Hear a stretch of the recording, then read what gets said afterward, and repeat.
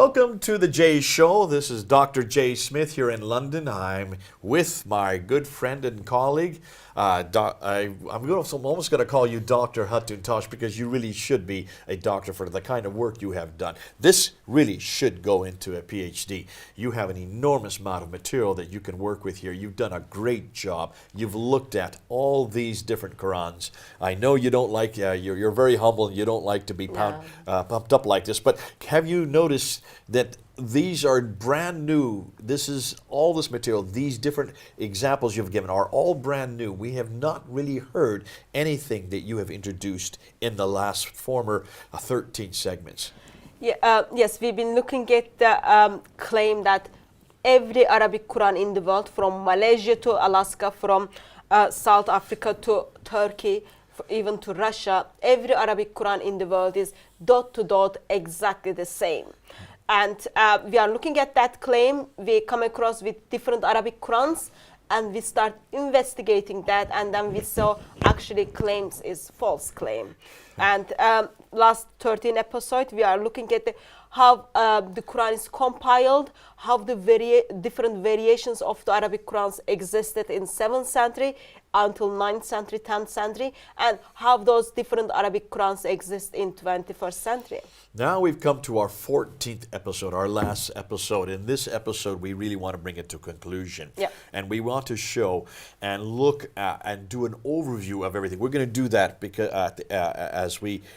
after we have looked at the last 5 slides. Yeah. We still have 5 slides to go through. And these are the variants that you've come across, 45,300, over 300. 45,339. 39 variants within just 23 Qurans, Yeah.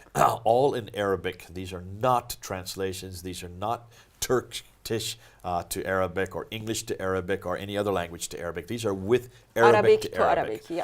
And that's why we have our Arabic specialist. I want to give her a special thanks. She is not on film, but she has really helped you unpack and translate. You've done an amazing job for the last year and a half. You've worked through every one of these verses.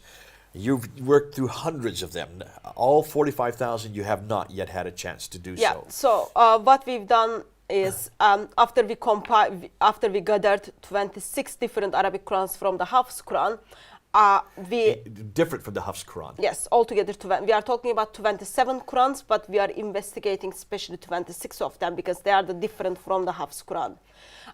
We brought Arabic experts together. And this is the Hafs Quran. This is the one I use at Speaker's Corner. This is the one I take down to Speaker's Corner every Sunday. Yeah. This little guy here. And I always keep the Arabic and the English side by side. So you're talking about the Arabic side. Yes, we are looking at the Arabic That's the side. Hafs. Yeah. After we kind of look at the variations, we asked Arabic speakers who grew up in the Arabic countries, who knows Arabic, their own language, and who knows a little bit about Islam, to look at the variations and then compare them. Are those variations changing any meaning of the word, or they are just simply different, but it doesn't change the meaning? After spending like days and days and days, now we come up approximately 45,339 variations in 23 Qurans. Yet there are the Qurans we didn't get the chance to look at it. So we are just giving our dear Muslim friends a little bit, let's say, taste or introduction, so they can go and check all those Qurans. So in the PowerPoints, they will see pictures of the Quran, which will emphasize actually it is not who wrote the Quran down, or it is not who just making it up.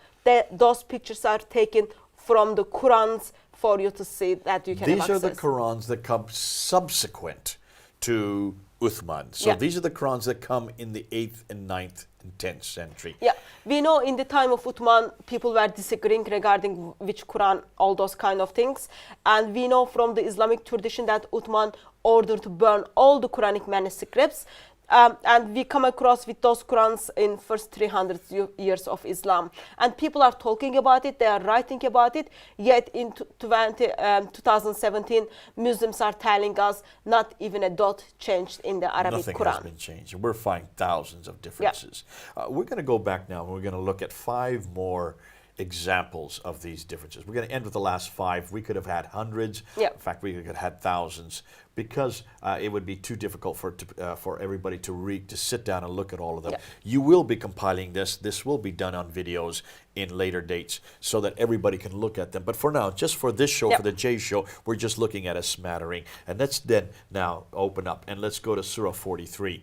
We've already done Surah 1, Surah 2, Surah 3, Surah 7, Surah 9, Surah 10. We've done some of Surah 15, Surah 18, Surah 19. Yep. We're now jumping quite a few ones. We did Surah 38. We wanted to now jump to Surah 43 because we don't have that much time. This is Yep. our last episode. Let's go to Surah 43, verse 19. And let's have our Arabic scholar, if she could read the words in both the Hafs and the Ra renditions. حفص عباد روح عند Just listening to it. Are you listening to the difference between these two words? Repeat those two words again. عباد عند. Now let's look and see the differences. Because it's obviously, when you look at the Hafs, it's a ba that has a dot below the line.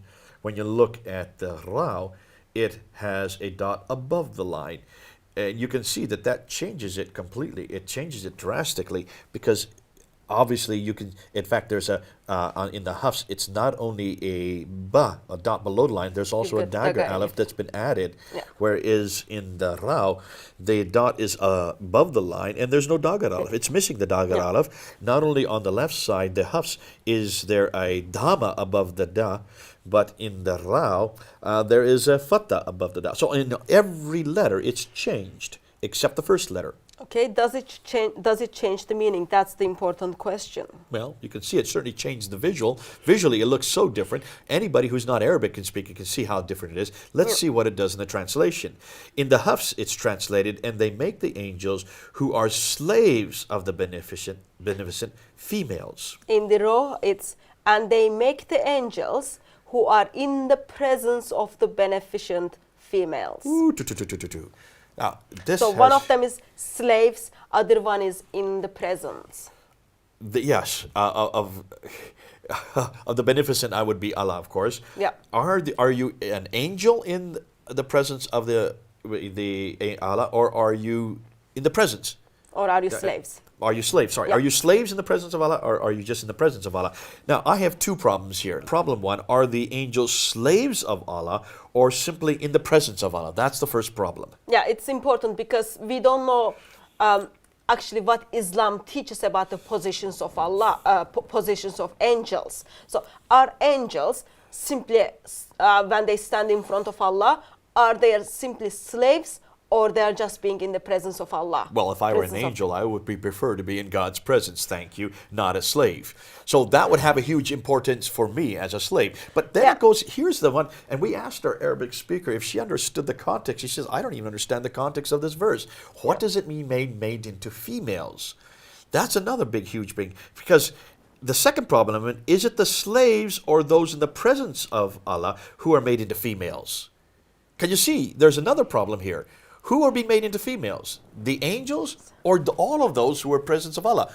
If all of those who are in the presence of Allah are made into females, ooh, you got a that big problem contradicts here. the Islamic tradition, because Absolutely, lots of ladies are not going to make the paradise. In fact, They are don't we not have intelligent. we have a famous Al-Bukhari in volume 1 mentions this. He says that Muhammad was given a vision of heaven. Yeah. And when he was given a vision of heaven, what did he find in heaven? He saw majority of women were in hell, And the majority of those in heaven were male. were male. So in that case, the basic question will come, is Allah going to change male who make the paradise, turning them to female?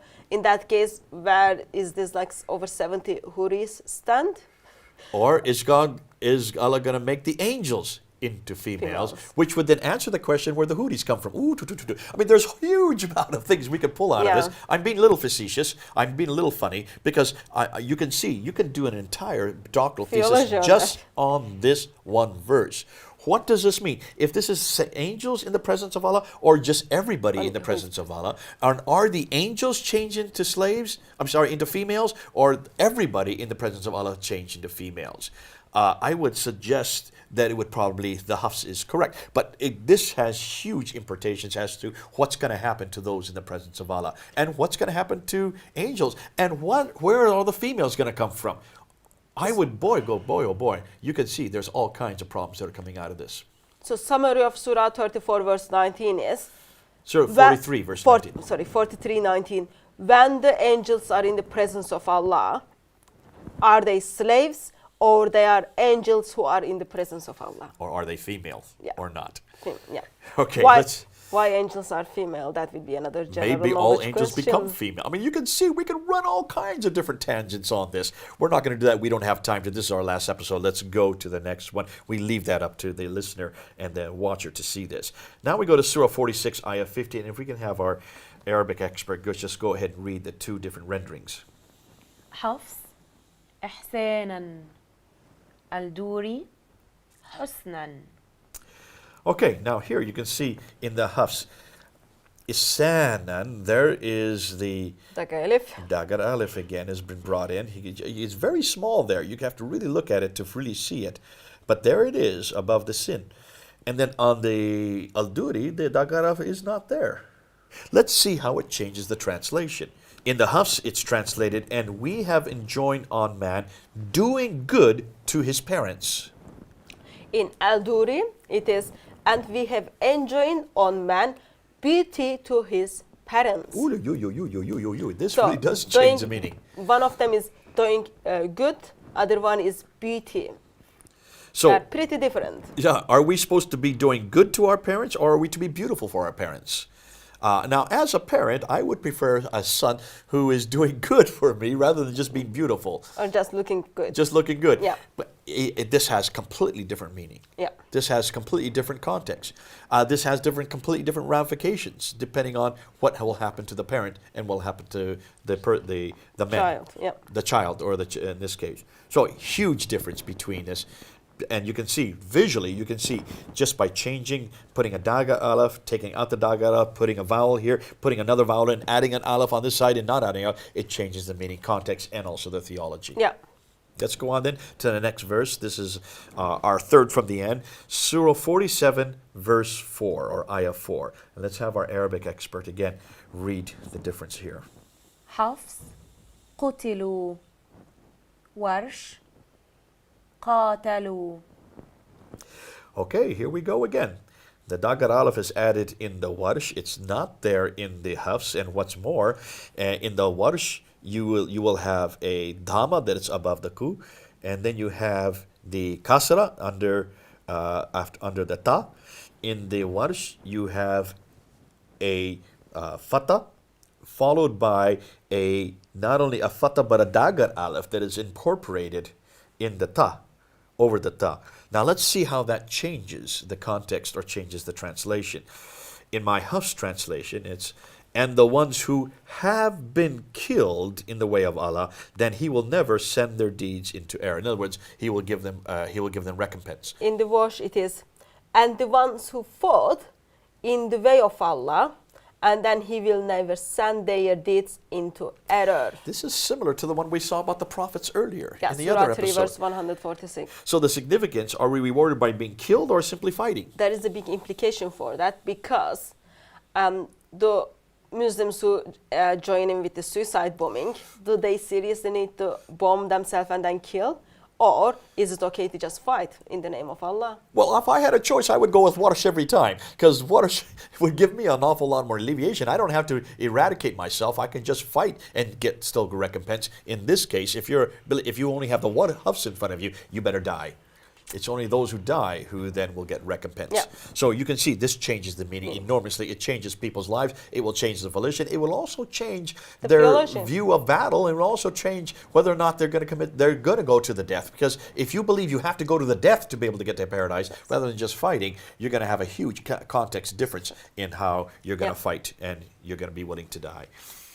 Now, we're going to go to the second last one, our penultimate example, and this is Surah 49, Ayah 6. Let's have our expert then read again the Hafs and the Khalaf. حفص فتبينوا خلف فتثبتوا. Woo, woo, woo. Okay, now take a look at this. Look at the difference in the word here. Fatah is the same in both of them, both the Hafs and the Khalaf. But then you get to the third letter, and you have in the Hafs a ba, that's a dot below the line, and the Khalaf, you have 3 dots above it, a tha.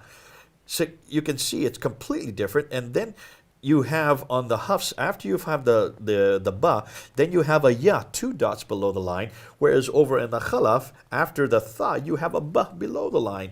So you have really completely different derivation. More than that, you have completely different letters, which means completely different words. In the Hafs, it says, O you who believe, if a rebellious evil person comes to you with news, verify it, lest you harm people in ignorance. In the Khalaf is, O you who believe, if a rebellious evil person comes to you with news, stand firm. Lets you harm people in ignorance. So, do we verify a bad person's news, or do we stand firm? That's Completely a good different question. actions. I would suggest verifying is a lot more practical than just standing firm and doing nothing. So it seems like in the Hafs, it makes a lot more logic. If someone is a bad person and they're bringing news, I want to verify it to make sure it is worthy of the sender, because I don't trust the person. I therefore don't trust the news. I would want to verify it. I want to check it out. We're right now in this fake news era that everybody's talking about. We're trying to verify it. There's fact checks going on all the time. The Hafs realizes there's a problem here. The person, the Khalaf, when he wrote it, he said, listen, just stand firm. Don't worry about it. Sit back. Don't worry. Let it go. No, that doesn't make sense. Then as a thinker person who exercises their brain, then you would have to go with Hafs. I would suggest, I'm a thinking, you're a thinking person, we would go with the Hafs. In quite a few of the times we've gone with the Hafs here. In this case, I would go with the Hafs as well. Now let's do with our last one. There are many others. We're going to go jump to Surah 98. We're looking at Surah 49. We're going to jump to Surah 98. These are much, much smaller surahs. These are just a few verses, the latter ones of the Quran. And here we have the Hafs and the Warsh. Let's end with Hafs and Warsh, and let's hear the differences that we see here. حفص البرية ورش البريئة. So you have a Hamza on one side and a Shabda on the other, and you can see that in the Hamza, the Hafs side, it's missing the Fatah, and it's been added over here on the Warsh. Now, you might say, okay, so it's adding a few Hamza and a Shabda so here. What does that do to the translation? Let's see what it does to the translation, and I'll start with the Hafs, if that's okay. Yep. Indeed, they who disbelieved among the people of the scriptures and the polytheists will be in the fire of hell, abiding eternally therein. Those are the worst of creatures. It says, indeed, they who disbelieved among the people of the scripture and the polytheists will be in the fire of hell, abiding eternally therein. Those are the worst of the innocent. Oh, hold on a minute. Creatures versus innocent. Why are you smiling? It's not very nice things to say to the people of the book, Jay. That's us. It's referring to us. Are we creatures or are we innocent? Are you worst of the creatures? Are you worst of the innocent? Well, I would suggest that there's not only a problem, because one is talking about purpose, and others are talking about a category of people. So if there are creatures, we are the worst of creatures. That's not very nice. I don't like the Hafs what are doing that. But the Warsh is trying to make it a little softer by saying, are they the worst of the innocent? But what are the innocent doing in hell? So that means like you've got 10 worst people, and then you pick the best worst. You will be the top one of the innocent. And what are you doing in hell as a people of the book? You've got not only a totally different word, you not only got a totally different context, you've also got a totally different theology. Because that means creatures, the worst of creatures, should be in hell. But why should the innocent be in hell? I don't think logically the worst of the creatures should be in hell, because the reason you are in hell, you are people of the book who disbelieved in Allah and who disbelieved in Muhammad. Okay, now that's your own Christian proclivities coming forward. But nonetheless, if you're just a neutral person looking at this, you can see there's a problem here. This does change the meaning. Now, Hatun, let's just go back and let's just go through. We only have about 8 minutes left for now. This is our last episode, number 14. We want to unpack all that we have done in 8 minutes. Can we do that? Let's go and see what we have seen so far. we started with the tradition, what Islamic tradition tells us about the Quran. Islamic tradition tells us Quran has been revealed to Muhammad through an angel from 610 to 632. Muhammad didn't write anything down. He couldn't read or write. Yet he had a scribes Zayd ibn Thabit. who were writing things down. What is a Zayd ibn Thabit? He was a secretary. He What was do a secretaries secretary. do? They His write. job was to write So things why down. didn't he write it down? He didn't compile anything when Muhammad died in 632. There is no Quran. From 632 634, we look at the Islamic tradition tells us Abu Bakr has been urged to compile First the Quran. caliph. At the Battle of Yamama, Yamama. many of those who had memorized it had died. Yes, when we say many, we are talking only 70 people who memorized the Quran. They died. Suddenly, Islamic world get conscious. They are losing the Quran. You're just actually going through what the Islamic traditions are Yes. telling us. These Yeah. are from the 9th century, redacted back. This is their story, Yeah. okay? And so Abu Bakr is urged to compile the Quran, and then he compiles the first Quran between 632 634. Okay, that's the first recension. Yeah. Now we jump to Uthman about 650, 652. Uthman's Yeah. the third caliph. He had been in power since 646 to 656. But around 652, 66, there are many people who were coming to Uthman saying there are quite a few Qurans. We've got a problem Yeah. here. So as people go to war, they start calling each other kafir, disbeliever, because the way they recite the Quran. Okay. What happens is Uthman urged to compile and then make one perfect copy, which was existed before. This is the one that was written at the time of Abu Bakr that you referred to earlier. Yeah. That was given to Hafsa, Hafsa, who one was of the the wife of Muhammad. wives and- of Muhammad. yeah. She put it under her bed, according to tradition, and left it there for 18 to 20 years. Yeah. It is now being brought back out, given to Uthman. Uthman then gives it to Zayd ibn Thabit. He, along with Zubair, Alas, and Harith, the four of them now, are given the responsibility by Uthman to rewrite the Quran. Okay, Yes. this is in around 650, Yes. 652. And if there is any disagreement between this committee, Right. then they need to go with the Quraysh dialect. Qurayshi dialect, which Yeah. already we said is a problem because in order to have dialectical differences, you have to have vowelization. That means the dama, the kasra, and the fatta. Those didn't even exist in the 7th yes, century. they were So in- how can you have a dialectical difference in a written consonantal text form? Answer to that question will come to us from Al-Bukhari, because he's writing in the 9th century. In the 9th century, In he 9th says this, century, which he's did make aware of sense. those things, and then in 7th century, people He weren't aware of redacted it. it back without looking at his Yeah. history. So then what happened next? He then has this written down. What does he do with that final copy that was written by those four men? So as they compiled one perfect Quran, he sends the 9 different cities with this 9 Quran with one person who memorized the Quran well. Okay. As he does that, he ordered all the manuscripts to written form of the Quran to be burned.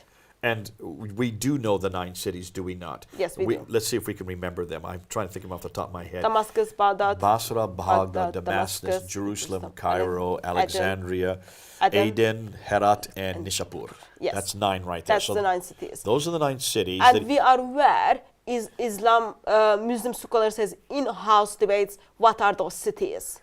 and they sent them with other people to make sure that they would not change it or Yes, corrupt it. who knew the Quran very well, went with one perfect Quran to So the these 7 cities. ahruf that Muslims always talk about, these 7 readings existed at the time of Muhammad. Yes. So in the time of Muhammad, we look at the Islamic tradition, which tells us Allah revealed the Quran in 7 different ways. In These are 7 the ahruf. qira'at or the Arab. We need to go real quick now. Yep. These are destroyed by Uthman. Yes. So these no longer are a case. This cannot be an excuse now. You cannot talk about the 7 readings that existed at the time of Muhammad. Because those Uthman have all been, discredited them. he now throws them away and now only has 1. Yeah. These are sent to 9 cities. What happens next in the 8th and the 9th and the 10th century? So as Quran travels to different cities, we see people who memorize the Quran as they pass to their cities, their students, there are variations appears from one Quran to other Quran. Students disagreed with teachers. Yes.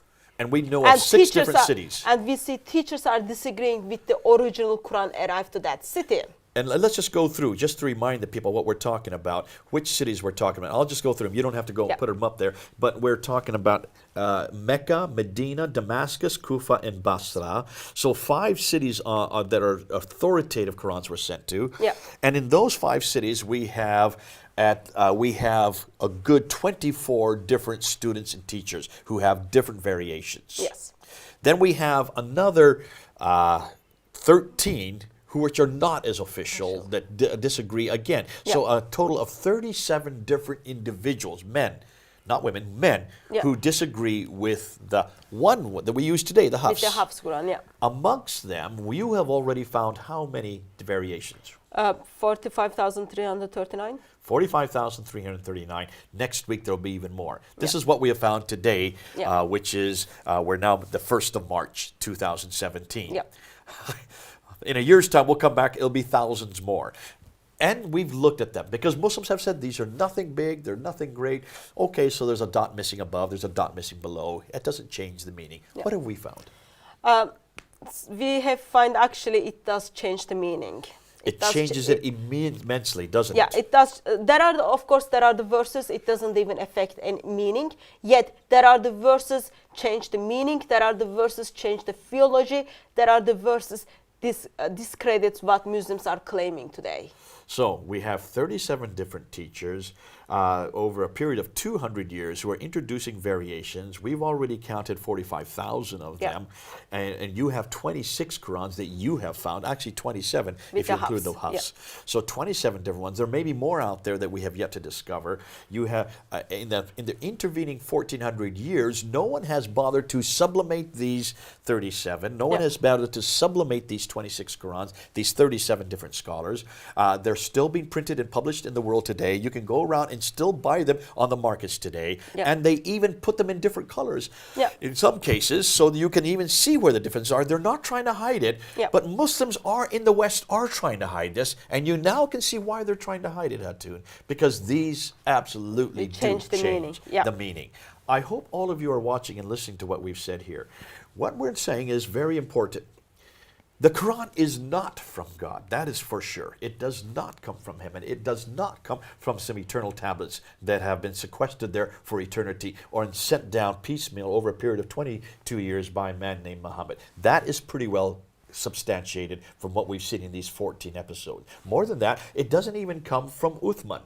Uthman, it looks like, we don't even know where that one Quran is that was sent to the 9 cities and sublimating and destroyed all the 7 ahruf that Muslims try to claim. That was from before the time of Uthman. But show me where Uthman's manuscript is, because now we're finding 37 different teachers and students changed it in the next 200 years. Those changes are still there today in the 21st century. They're still being published today in the 21st century. These are not innocent changes. These are not inconsequential changes. These substantially change not only the words, the phrases, the verses, they change the meaning, and in some cases the theology. That's why we've been bringing these episodes to you. Hatun, this has been a great job, and I feel exhausted as we've been thinking in these last 14 episodes what we've gone through. This is just the beginning. This is the first time we've ever filmed this. This is the first time we've actually unpacked it. This is the first time you and I have actually had a chance to actually show what you have seen. And you have seen, we have been putting text to text next to each other. We have been showing slide with slide, the Arabic with the Arabic, from the Hafs to the Warsh, the Hafs to the Al-Duri, and the other ones. We've been showing them side by side so that you can see the differences, not just listen to what we're saying. Now you've got to come to conclusions. Is this really a book from God, or is this nothing more than a book from men? I would suggest this is a book written by men, many men. 37 that we've been able to find from 6 different cities, looking over 200 years, and then finally compiled into its final canonized form in 1924, 93 years ago. Folks, please, this book is not worthy of your time. You can see why we're doing this. You need to stop looking at this book. Please don't say this is from God. Written by men, failed men, with all kinds of failures. Been great having you, Hatun. Thank you for your time and energy. good to make sure that we have now unpacked it. Now you come to a decision as to whether or not you're going to follow this book. We haven't even gone into the Bible yet. That's going to be coming up as to asking the same questions of the Bible. But what we do now know, this book cannot be trusted. This is Jay here in London at the Jay's Show. Over and out.